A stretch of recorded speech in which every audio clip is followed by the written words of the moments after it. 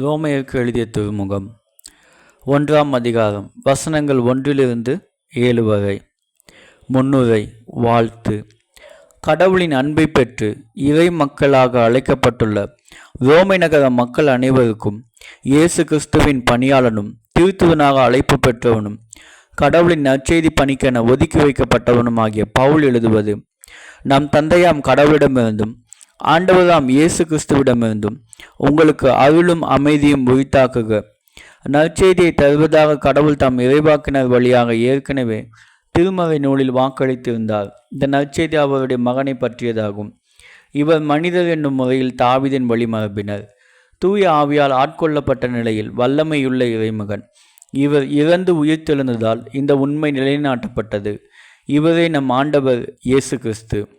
பிற இனத்தார் அனைவரும் இவர் மீது நம்பிக்கை கொண்டு இவருக்கு கீழ்ப்படியுமாறு இவர் பெயர் விளங்க இவர் வழியாகவே நாங்கள் திருத்தூது பணி செய்வதற்குரிய அருளை பெற்றுக்கொண்டோம். பிற இனத்தாராகிய நீங்களும் இயேசு கிறிஸ்துக்கு உரியவர்களாய் இருக்க அழைப்பு பெற்று இருக்கிறீர்கள். ஆமேன்.